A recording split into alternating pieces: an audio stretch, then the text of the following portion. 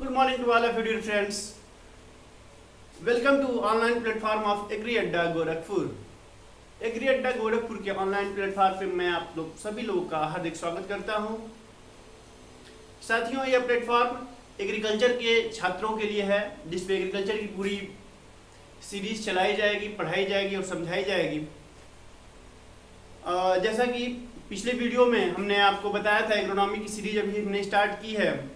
तो ये basic series ही है और बहुत ही ब्रीफ में आपको पढ़ाया जा रहा है। और जब आगे जैसे जैसे डिमांड बढ़ती जाएगी और आप लोगों का कमेंट्स जो भी आप लोग चाहते हैं पढ़ना, जैसे भी चाहते हो, यदि डीप चाहते हो तो डीप, क्योंकि अभी बेसिक और ब्रीफ में ही आपको स्टडी कराया जा रहा है। तो हमने कल टीलेज पढ़ा। टीलेज के बारे में हमने आप लोगों को बताया कि टीलेज क्या होता है, कितने प्रकार का होता है, इसमें कौन कौन से इक्विपमेंट यूज होते हैं, फादर ऑफ टीलेज कौन है। तो ये चीज़ आप लोग जान चुके हैं। इसी कड़ी को आगे बढ़ाते हुए आज हम इरिगेशन की बात करेंगे, सिंचाई की बात करेंगे। सिंचाई क्या होता है, यह सामान्य भाषा में यदि आप ग्रामीण परिवेश से बिलोंग करते होंगे और यदि गांव के किसी भी किसान से या व्यक्ति से पूछेंगे तो वो आपको बताएगा कि खेतों में पानी चलाना ही क्या है, सिंचाई है। यानी सिंचाई का मतलब है खेतों में पानी चलाना। जी बिल्कुल सही है कि खेतों में पानी चलाना ही सिंचाई है। लेकिन जब हम कृषि विज्ञान पढ़ रहे हैं और छात्र हैं यदि एग्रीकल्चर के, तो आपसे समाज, लोग और कंपटीशन कुछ अलग आ सकता है।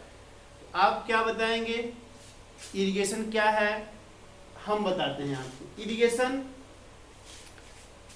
is an artificial application of water to the crops is known as irrigation. फिर से रिपीट कर रहा हूँ, artificial application of water to the crop is known as irrigation. एक कृत्रिम रूप से फसलों को जल प्रदान करना या पानी देना सिंचाई कहा जाता है। साथियों, आप सभी जानते हैं कि जल की हमारे शरीर में या पौधों के शरीर में कितनी आवश्यकता है, क्योंकि प्लांट्स भी लिविंग एनिमल्स होते हैं। हाँ बिल्कुल, यदि आप इस बात पे डाउट है कि वो एनिमल नहीं है तो वे एनिमल ही हैं। तो लिविंग बीइंग्स होने के कारण सजीव हैं वो, और उनमें भी पानी की आवश्यकता होती है। नियर अबाउट 80 से 90% सेल का जो प्रोटोप्लाज्म होता है उसमें पानी पाया जाता है, वाटर पाया जाता है। 90 से 95% प्रोटोप्लाज्म में वाटर पाया जाता है। तो आप इसी बात से अंदाज़ा लगा सकते हैं कि वाटर का प्लांट्स बॉडी में या हमारी बॉडी में कितना इम्पोर्टेंस है। यदि पानी की कमी हो जाती है तो हमारे शरीर में क्या होता है, डिहाइड्रेशन हो जाता है। ठीक उसी प्रकार यदि पौधों में पानी की कमी होती है तो उसमें भी विकार उत्पन्न होने लगते हैं, ग्रोथ रुक जाएगी, पौधा मुरझा जाएगा और सूख जाएगा। तो इसलिए पानी देना पौधों को बहुत ही आवश्यक है, और वो पौधों के लिए या ह्यूमन बीइंग के लिए या किसी भी एनिमल्स के लिए वाटर की रिक्वायरमेंट है। तो अब हम उसी को पढ़ने जा रहे हैं, इरिगेशन। इरिगेशन जैसा हमने आपको बता दिया कि the artificial application of water is known as irrigation. Irrigation अब किस प्रकार करेंगे, कौन कौन से प्रकार हैं, इसको भी बताएंगे हम। इरिगेशन में सरफेस इरिगेशन है, सतही सिंचाई। जैसे आपको समझने के लिए थोड़ा सा बता देते हैं कि ये आपका अर्थ सरफेस है और ये आपकी मान लीजिए छोटी छोटी क्रॉप्स लगी हुई हैं।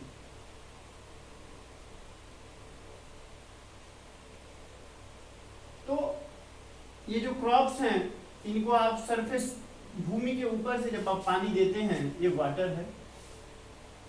तो ये आपका हो गया सरफेस इरिगेशन। ये सरफेस इरिगेशन के अंतर्गत आता है। अब सरफेस इरिगेशन आप किस प्रकार करते हैं, कितने प्रकार हैं इसमें, तो अब हम इसके भिन्न भिन्न प्रकारों पे बात करते हैं। जैसे इसमें सबसे पहले है check basin method of irrigation.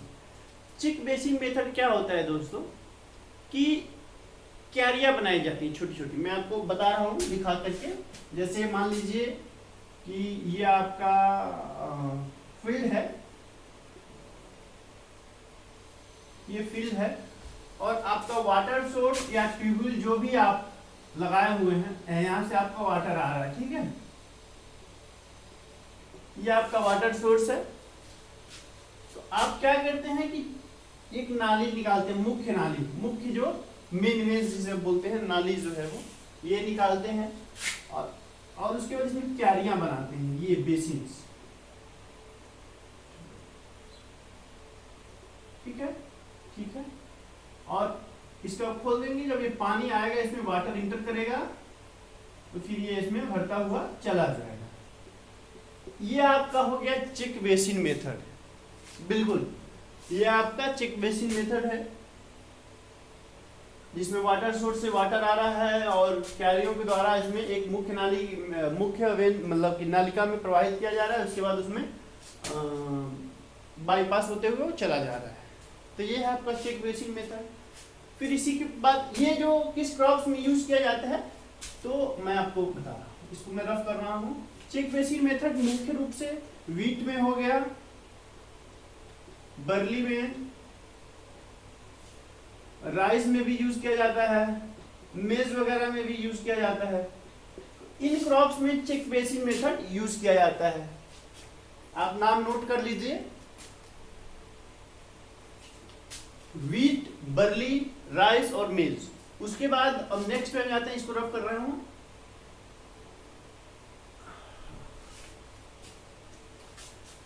Next है ring basin method. Check basin method के बाद ring basin method. Ring basin method मुख्य रूप से जो फ्रूट क्रॉप्स हैं, फ्रूट्स जो प्लांट्स होते हैं, उनके लिए यूज किया जाता है। जैसे इसमें होता क्या है, ध्यान दीजिए इधर, ये आपका एक फ्रूट क्रॉप है, प्लांट है, ये है, ये है, फिर इसी तरह ये है, ये है और ये है, और बीच में एक वाटर सोर्स आप वो करते हैं और फिर इधर से इसमें जोड़ देते हैं इसको।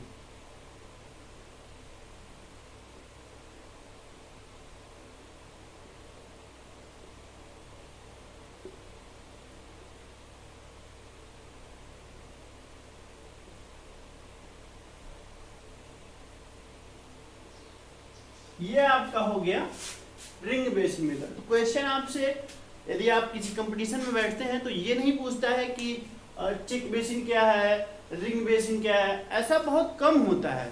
उसके एग्जांपल पूछता है कि चेक बेसिन मेथड में कौन कौन से क्रॉप्स यूज किए जाते हैं, या रिंग बेसिन जो है वो किस टाइप की क्रॉप्स के लिए यूज किया जाता है। तो मैंने आपको बताया कि रिंग बेसिन में